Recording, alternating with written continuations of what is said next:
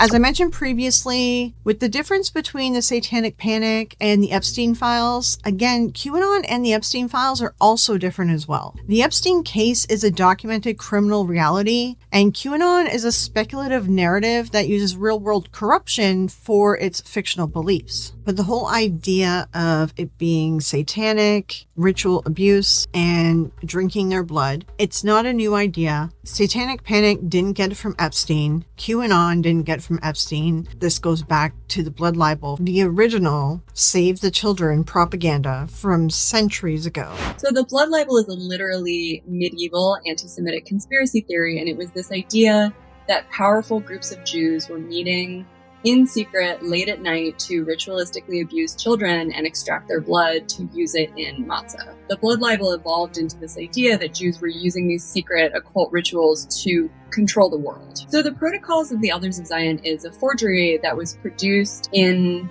the late 1800s or early 1900s by allies of the Tsarist secret police in Russia, claimed to be the minutes of a secret meeting at which Jews in Switzerland were planning how they were going to control the world through these other secret means. So blood being used in matzah evolved into a much more sort of complicated framework for how Jews were supposedly controlling world governments. So the blood libel worked in the same ways that the protocols later worked, which was they served as a pretext for persecution, and they have been used to promote all kinds of other anti-Semitic beliefs and actions to this day. In the 1970s, white supremacists in the US started circulating a version of the protocols in this idea that they called the ZOG, the Zionist Organized Government. And it basically is the same belief system as the blood libel. It is this claim that Jews are secretly controlling world governments.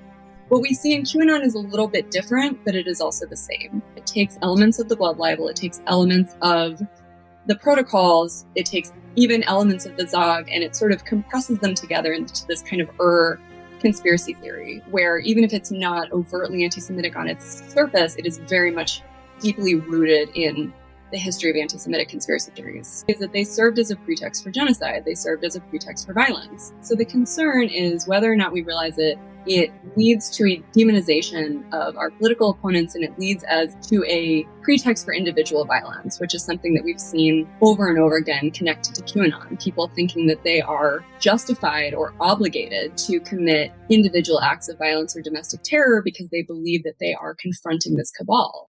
Sorry, that is a longer clip, but I would not have been able to explain that as well as she did. She clearly has a lot of knowledge in it, so it's better for someone to speak on it who has full knowledge of it. So now that we kind of understand where all this actually originated from, like this is a recurring theme for centuries now, this will help you understand better when we jump more into the QAnon stuff. But before we get into the history of QAnon, because I do want to walk you through the chronological history of it, we honestly cannot talk about QAnon without talking about Epstein at this point. And it's pretty much because of the claims of Satanism and eating children.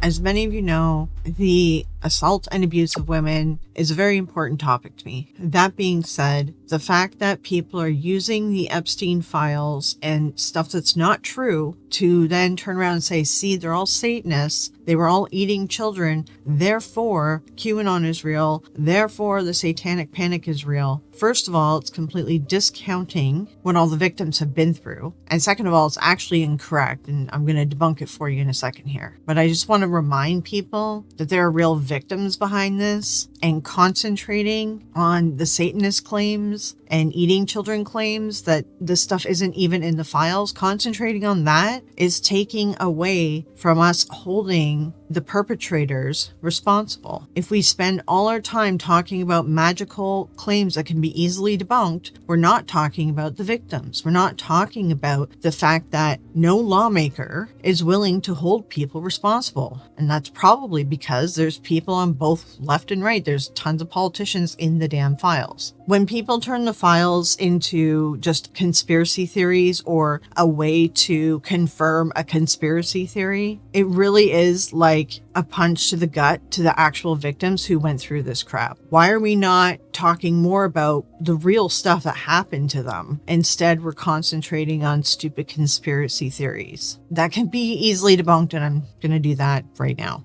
And please go visit the YouTube channel Soft White Underbelly to hear statements from the victims themselves. As well, you can also visit the website worldwithoutexploitation.org to sign a petition and hear more from the victims as well. The first topic, Satanism. Briefly to start, it is important to point out people who truly practice satanic religions and beliefs, they do not sacrifice people and they do not eat people. Anyone who is doing that, they are just homicidal and they're using a scapegoat of Satan, just like other people use the scapegoat of God when they get caught murdering people too. Additionally, I know it's gross to bring up too, but some people have a proclivity to this stuff. I'm trying to think of the other word instead of the word that'll flash on the screen right now. But that doesn't mean that they're real Satanists. They're just acting out a fantasy. Could someone in this circle be a Satanist? Sure, always a possibility. I did search through the Epstein Files to try to confirm these different stories. There is actually no evidence of any sort of satanic ritual or cannibalism mentioned in the Epstein Files. And I tried to figure out, okay, where does this satanic stuff come from? And it all links back to Baal. Baal, for one, not satanic, not a demon, essentially an old deity that was turned into something bad and because they wanted to condemn people that weren't following their religion. So they made up things about it. It's called propaganda. That being said, in the files, BAL was an acronym for a bank account or like a trade, a securities trade. So we're at the Epstein library where you can search stuff for the Epstein Files. You can see government website. All right, let's first look up the satanic stuff. So we look at Baal, we can see it's honestly just a code in a securities list. It's a rating. It was part of like a portfolio bank statement from JP Morgan. There is actually an agent that works at JP Morgan whose initials are also Baal, or his name is Baal. And as well, we can see here there's Baal Insurance too. Again, this is just financial data. This isn't anything to do with any conversation they're having. These are financial reports from JP Morgan about securities, which is stocks, equity securities. You can go through all this, but you can see it's securities and bonds. I know some people are like, oh, that almost sounds like Satan. And we can see BBVA and Santander capital ratios. These are acronyms that are used. I used to work for a bank. These are acronyms used by the bank. So it's taking this name, Santander, and it's cutting it off because there's a character limit for this stuff. I mean, you can go through all this stuff. It's all just related to financial data. Considering that Epstein, the one thing he was good at was money and numbers, it's not surprising that there's a bunch of stock portfolio stuff linked in the Epstein Files. Also, I do have a video on Baal and his history and why he got turned into a demon and so forth. You can check out my videos on demystifying demons. Right, and forgot to do one more thing too. We look up Satan. We can see here, there's actually, if I can find it again, they signed up for, there's a few things they show that they signed up for, like a joke email. Like he would get sent email jokes. So this is all just like stories, poems, things like that. Not even written by Jeffrey, just in here. Like this is just like a little jokey story. They're just newsletters. Like I've gone through these and I don't see anything that points to be like, oh yeah, you are Satanists. And then this one here, someone is accusing them of being like Satan. This was when stuff was coming out. Like, you know, he was arrested before. Like he was arrested in previous years too. This is what people forget.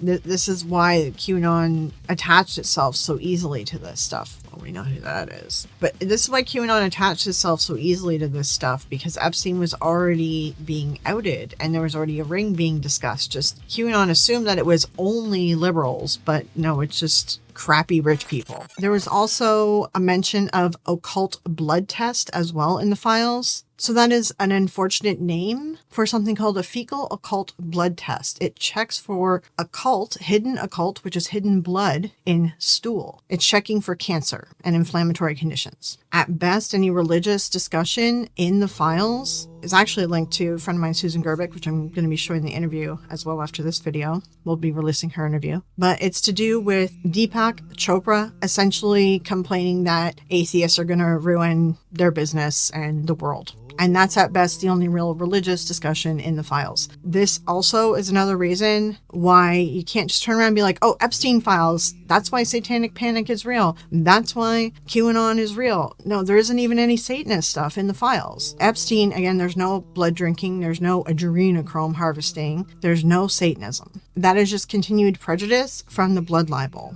As well, people also need to learn to differentiate between the Satanic Panic and any mention of Satanism in modern day. Like, even if there was Satanism in these files, it doesn't mean that Epstein is linked to the Satanic Panic. There's been no link to any of the stuff from the Satanic Panic, because Satanic Panic went after daycare workers, goth kids, people who played D&D. Also, I did a video on the Satanic Panic as well, if you want to dive more into that too. Now we're going to move from talking about Satanism in the files. Now we're going to talk about the cannibalism. Could someone in this circle be a cannibal? I'm going to be honest, I really don't think so.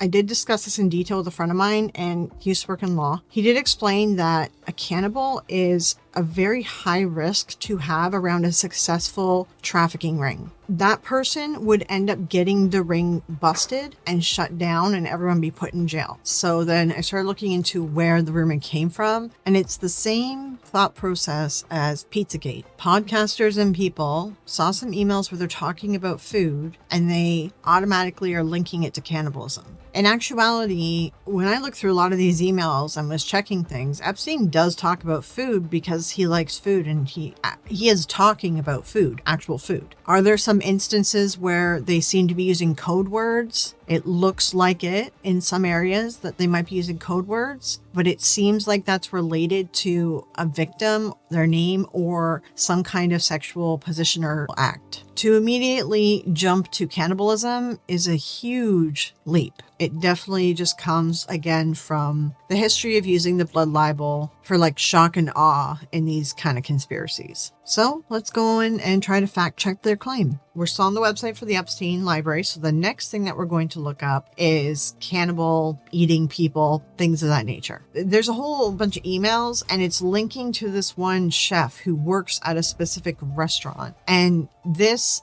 restaurant is called Cannibal. It's in New York. So people have taken that to decide that, they're eating children. But let's first take a look at this Cannibal restaurant, and I want to show you that this is just a restaurant. All right, so even here he's like talking, this guy, a jerky class, he knows how to make jerky really well. He works at this restaurant called Cannibal, and he cooks, wait for it, beef jerky and steak. He has time at 3 p.m. if tomorrow's okay with you. So some people have taken that to be like, oh, this is sexual innuendo. Actually, no, this was literally about food.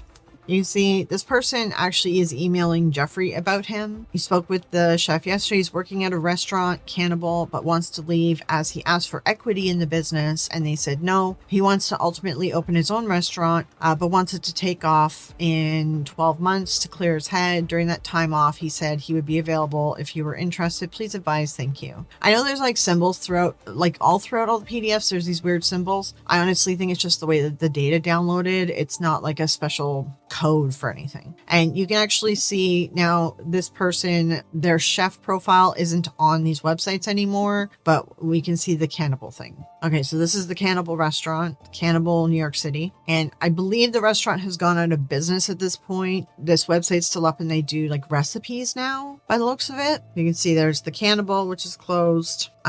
Cannibal in New York City. There was food bloggers and stuff talking about it. They even served something called Cannibal Jerky. Like it was just a joke, play on words. And in 2019, it looks like it closed.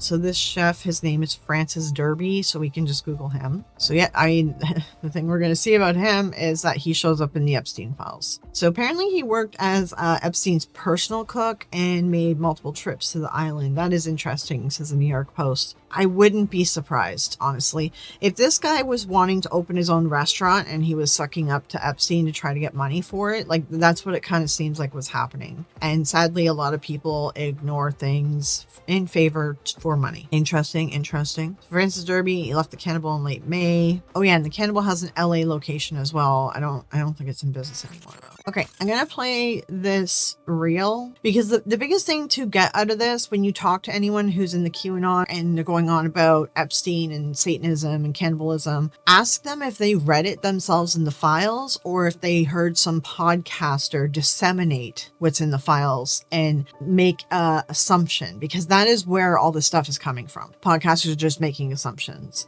So let's take a listen to it. Back with Chef Francis Derby, Oh my God. executive chef of This is too Cannibal. much, Right, man. this is where I lean on you guys. Am I nuts? Or are you seeing and reading what I'm seeing and reading? I gotta say this.